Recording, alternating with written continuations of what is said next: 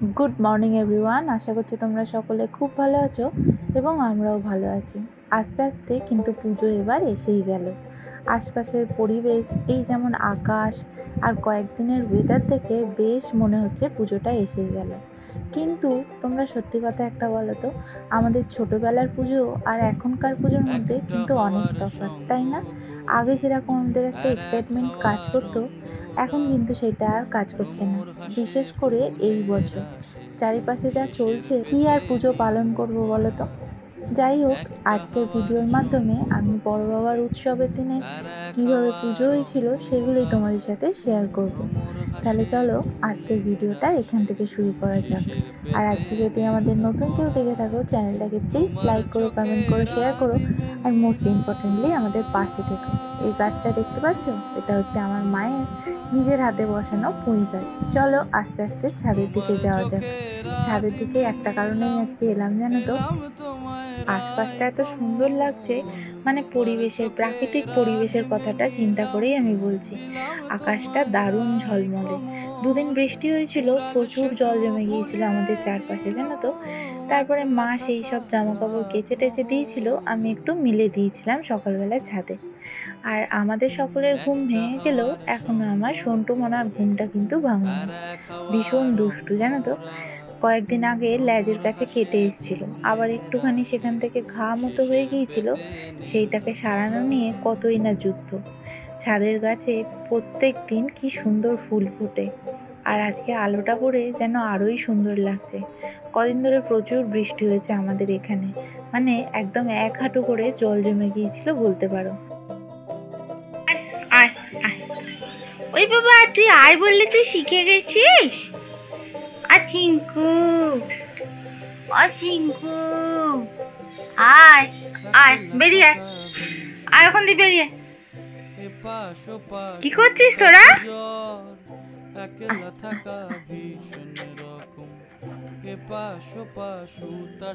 বাবা বেরিয়ে এলি, আবার এখন এমন করছিস? কি রে, তিনজনের কি খবর?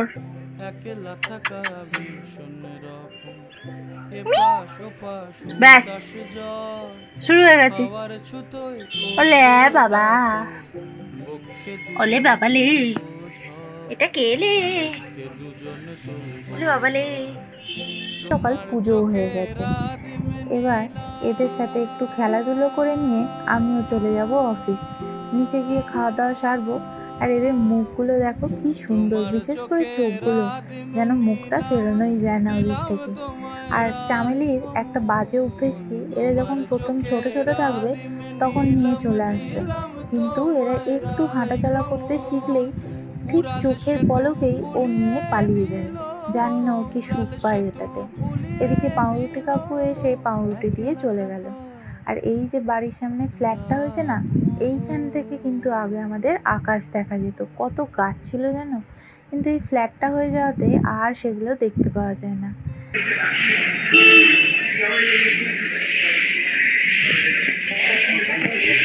এই চামেলি, চামেলি, কি ওখানে কি করছিস?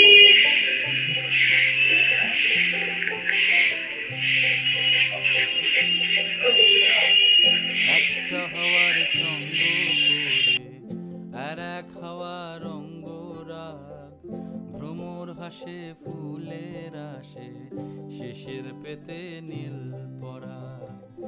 একটা হওয়ার সঙ্গ করে আর এক হওয়ার অঙ্গরাগ, ভ্রমর হাসে ফুলের আসে, শেষের পেতে নীল পরা। বাড়িতে খাওয়া দাওয়া সেরে নিয়ে বাপি যেহেতু বাড়ি ছিল, আমাকে বাপি অফিস পৌঁছে দিয়ে আসছে। আর আকাশটা দেখো কত সুন্দর পরিষ্কার লাগছে। এরকম আকাশ দেখলে কিন্তু মনটা বেশ সুন্দর হয়ে যায়, তাই না? আমার তো হয়, তোমাদের কেমন হয় জানি না। এবার চলো, আমি তো অফিস যাই, আর পুজোর দিনে মন্দিরে কি কি হয়েছিল তোমরা সেটা দেখে নাও।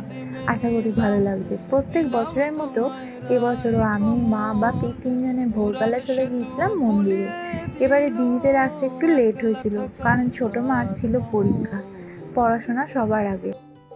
পরীক্ষা টরীক্ষা দিয়ে নিয়ে ওরা আস্তে আস্তে হয়ে গিয়েছিল একটু বেলা, মানে শুক্রবার দিন পরীক্ষা শেষ হয়ে গেলেও ওদের ওখান থেকে 7টার ট্রেনটা ধরে আস্তে আস্তে প্রায় হয়ে গিয়েছিল 9:30 মতো।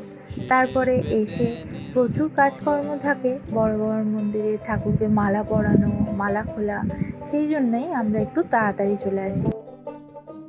আমাদের খাটুনির পাশে বাপির খাটুনিটা হয় প্রচণ্ড, কারণ আমরা সারাদিনের মধ্যে একবার দুবার বাড়ি যাই, কিন্তু বাপি সেই যে সকাল 5টা থেকে আসে একদম রাত্রি 10টার সময় বাড়ি যায়। যাই হোক, সেই সব খাটুনি গায়ে লাগে না, যেহেতু বড় বাবার উৎসবের দিন, একদিন তো করাই যায়, তাই না? বিল্লপত্র সুগীত পুষ্পাঞ্জলি সর্ববাধা বিঘ্ন নাশায় শ্রী শ্রী তারারূপায় নমঃ। আবার বলুন নমঃ নীলাঞ্জন জয়প্রকাশ রবি সূর্য মহাগ্রহ। এবার হোমের জোগাড় হয়ে গেছে, হোমটা হয়ে গেলেই আমরা সবাই মিলে চলে যাব বাড়ি। এইটুখানি কাজ এখন বাকি আছে, প্রায় 9টার দিকে হলো হোম শুরু। বক্ষে দুজন তুলব ঝড়, তোমার চোখে রাদিম নীলা,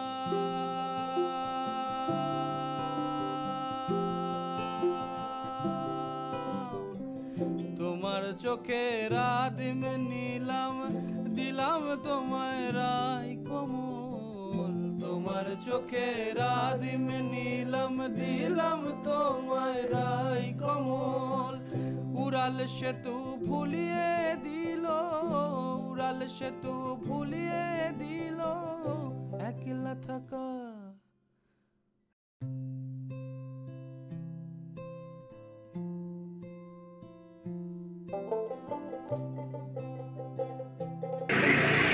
কটায় বাড়ি যাবি বলছিস বল?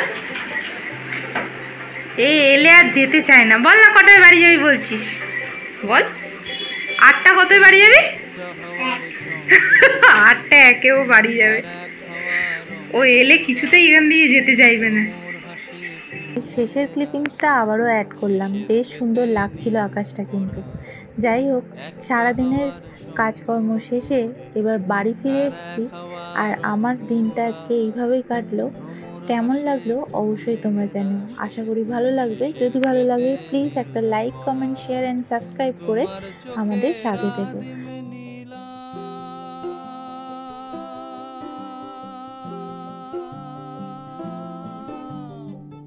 তোমার চোখে রাদিম নীলাম, দিলাম তোমায় রাই কমল, তোমার চোখে রাদিম নীলাম, দিলাম তোমায় রাই কমল। উড়াল সেতু ভুলিয়ে দিল, একলা থাকা রাত মহল। একটা হাওয়ার সঙ্গ করে আর এক হাওয়ার অঙ্গরাগ, ভ্রমর হাসে ফুলের আসে, শেষের পেতে নীল পরাগ।